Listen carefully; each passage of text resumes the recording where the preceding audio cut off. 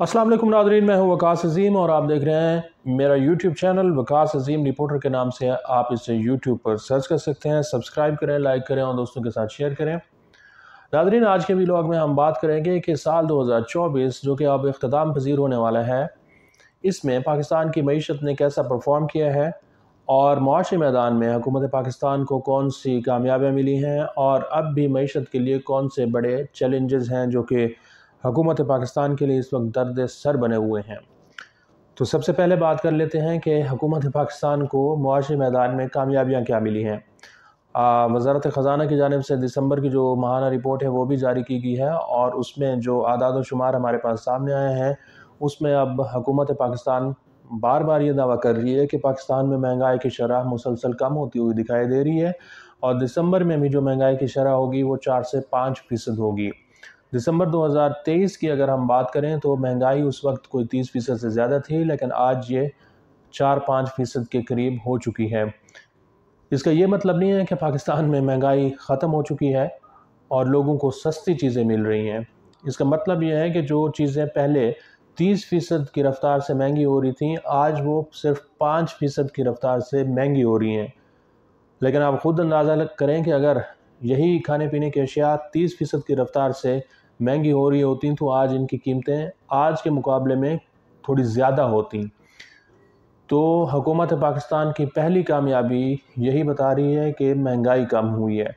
दूसरी जो कामयाबी है हुकूमत पाकिस्तान वो ये बता रही है कि तरसीलात ज़र पाकिस्तान की मुसलसल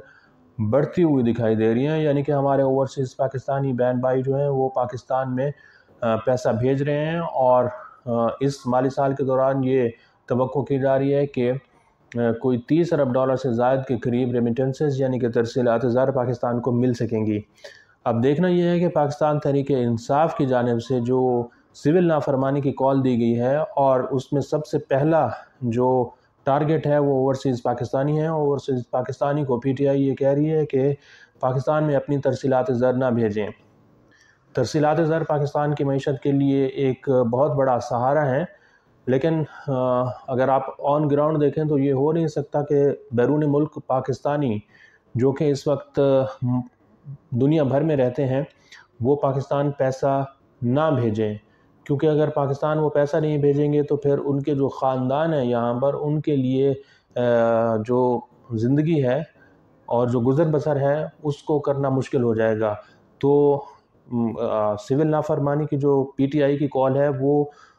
किस हद तक कामयाब हो सकती है ये ओवरसीज़ पाकिस्तानियों पे डिपेंड करता है कि वो उसको मानते हैं नहीं मानते हैं, कितने अरसे तक अपने घर वालों को पैसे नहीं भेजते।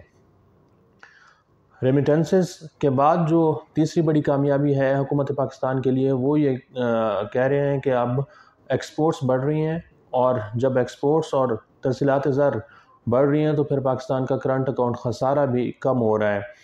इसी तरह जो इसके बाद बड़ी कामयाबी है वो डॉलर की कीमत को काबू करना है, क्योंकि गुज़िश्ता एक साल के दौरान पाकिस्तान में डॉलर की जो कीमत है वो 278 और 280 रुपए के लगभग रही है और इसमें कोई बड़ा इजाफ़ा नहीं हुआ। इसके बाद जो बड़ी कामयाबी है वो शरह सूद में कमी लाना है। शरह सूद जो कि गुज़िश्ता बरस के दिसंबर 2023 में हमने देखा था कि कोई 22% के लगभग थी, आज ये कम होकर 13.5% के करीब पहुंच चुकी है और हुकूमत पाकिस्तान ये कह रही है कि जैसे जैसे महंगाई कम होगी तो फिर शरह सूद कम होगी। शरह सूद जब कम होगी तो फिर इंडस्ट्री को जो है वो पैसा मिलना शुरू हो जाएगा, कर्ज़ा मिलना शुरू होगा जिससे सनती पहिया जो है वो भी चलना शुरू हो जाएगा। नाज़रीन, अब हम बात कर लेते हैं कि चैलेंजेस क्या हैं हुकूमत पाकिस्तान को इस वक्त मुआशी मैदान में। सबसे बड़ा चैलेंज नाज़रीन वो ये है कि हुकूमत पाकिस्तान को अपनी टैक्स आमदन बढ़ानी है और टैक्स आमदन बढ़ाना FBR के लिए एक बहुत बड़ा चैलेंज है। जो 6 माह के आदाद शुमार आ रहे हैं उसमें हम देख रहे हैं कि कोई 300-350 अरब रुपए के करीब शॉर्टफॉल आ रहा है और FBR के चेयरमैन बार बार ये दावा कर रहे हैं कि कोई मिनी बजट नहीं आएगा, किसी किस्म का कोई इजाफी टैक्स सारिफिन के ऊपर, पाकिस्तान के शहरियों के ऊपर नहीं लगाया जाएगा। बग़ैर मिनी बजट के हम अपना टारगेट पूरा कर लेंगे। अब जो IMF का मिशन है वो भी फरवरी में आएगा और वज़ीर ख़ज़ाना ये कह रहे हैं कि हम उनको समझाने की कोशिश करेंगे कि जो नया टैक्स कानून لایا گیا ہے، اس میں نان فائلرز کے اوپر بہت ساری پابندیاں لگائی گئی ہیں، اور نان فائلرز جب اپنا ٹیکس دینا شروع کریں گے تو پھر پاکستان اپنی ٹیکس آمدن کو بڑھائے گا، اور ایف بی آر کا جو ہدف ہے وہ 20 سال کے اختتام پر پورا کر لیا جائے گا۔ لیکن ایسا ہوتا ہوا مشکل ہوگا ایف بی آر کے لیے اپنا ٹیکس ٹارگٹ پورا کرنا۔ جو سب سے بڑا چیلنج ہے ناظرین وہ یہ ہے پاکستان کی معیشت کے لیے کہ پاکستان کی ایکسپورٹس کو بڑھانا ہے، اور ایکسپورٹس کو بڑھانے کے لیے حکومت پاکستان کو جو انڈسٹریز ہیں ان کے لیے بجلی اور گیس کی قیمتوں میں کمی کرنا ہوگی، اور بجلی اور گیس کی قیمتوں کے لیے پاکستان کی انڈسٹری بار بار یہ مطالبہ کر رہی ہے کہ اس کو آپ 9 سینٹ پر لے کر آئیں۔ اس وقت پاکستان میں جو بجلی اور گیس کی قیمتیں ہیں وہ ہمارے ہمسایہ ممالک کے مقابلے میں کوئی 50% کے قریب زیادہ ہیں۔ 50% بجلی اور گیس جب مہنگی ہوگی تو پاکستان کی جو ایکسپورٹس ہیں وہ عالمی منڈی میں مقابلہ نہیں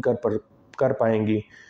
کیونکہ 2020-21 میں آپ دیکھیں کہ جب انڈسٹری کو 9 سینٹ کا ٹیرف دیا گیا تھا تو پھر اس وقت پاکستان کے ایکسپورٹس میں 3 ارب ڈالر کا اضافہ ہوا تھا، اور ایکسپورٹس جو ہیں وہ 16 ارب ڈالر سے بڑھ کر 19 ارب ڈالر تک پہنچ چکی تھی۔ اب بھی ایک ٹاسک فورس جو ہے وہ کام کر رہی ہے کہ بجلی کی قیمتوں کے اوپر کچھ دیکھا جائے اور جو ٹیرف ہے اس کو ریوائز کیا جائے، اور جو کیپیسٹی پیمنٹ کا معاملہ ہے یہ سابق نگراں وفاقی وزیر گوہر اعجاز کی جانب سے اٹھایا گیا تھا، اور تمام تر کریڈٹ انڈسٹری اور حکومت پاکستان ان کو دے رہی ہے کہ یہ انتہائی اہم معاملہ تھا جس میں کیپیسٹی پیمنٹ جو ہیں وہ 20 ارب سالانہ تقریباً کوئی 2000 ارب روپے کے قریب دی جا رہی تھیں، اور یہ 20 روپے فی یونٹ سے زیادہ بنتی ہیں۔ اگر کیپیسٹی پیمنٹ کو ڈاکٹر گوہر اعجاز کی کاوشوں کے ذریعے 10 روپے فی یونٹ تک بھی ہم کم کر لیتے ہیں تو پھر بجلی کے صارفین کو 10 روپے کا ریلیف مل سکتا ہے۔ اس کے ساتھ ساتھ جو بڑا چیلنج ہے وہ پاکستان کی معیشت کو چلانا ہے، اور معیشت کو چلانے کے لیے ٹیکس آمدن کو بڑھانا ہے۔ ٹیکس آمدن اسی وقت بڑھے گی جب پاکستان ڈالر کمانا شروع کرے گا، اور ڈالر صرف اور صرف پاکستان کی ایکسپورٹ کے ذریعے بڑھیں گے۔ ساتھ ہی ساتھ حکومت پاکستان کو ایک پلان بی بھی رکھنا ہوگا کہ آئی ایم ایف پروگرام کے ساتھ ساتھ پاکستان کی جو لوکل اکانومی ہے، خاص طور پر جو ایگریکلچر کا سیکٹر ہے وہ اس وقت بہت زیادہ مشکلات کا شکار ہے، اور پاکستان کے طول و عرض میں اگر آپ جائیں تو وہاں پر آپ کو فارمرز، کسان، کاشتکار یہ کہتا ہوا نظر آئے گا کہ اب پاکستان میں زراعت کا کرنے کا کوئی فائدہ نہیں ہے، کیونکہ حکومت پاکستان نہ تو ان کو ان غذائی اجناس کی قیمتیں فراہم کر رہی ہے، اور نہ ہی جو کھاد، سپرے اور ڈیزل وغیرہ کی قیمت ہے اس کو کم کر رہی ہے۔ تو اس وقت جو تیسرا بڑا چیلنج ہے وہ زراعت کو ٹھیک کرنا ہے۔ 2025 میں ہم دیکھیں گے کہ اگر یہ 3-4 چیلنجز کے اوپر حکومت پاکستان نے کامیابی سے قابو پا لیا تو پھر پاکستان کی معیشت مستحکم ہونے کے بعد اس کی جو سپیڈ ہے وہ بڑھنا شروع ہو جائے گی۔ آج کے لیے اتنا ہی۔ اس ویڈیو کو آپ کمنٹ سیکشن میں جا کر لائک کر سکتے ہیں اور اپنی رائے کا بھی اظہار کر سکتے ہیں۔ بہت بہت شکریہ۔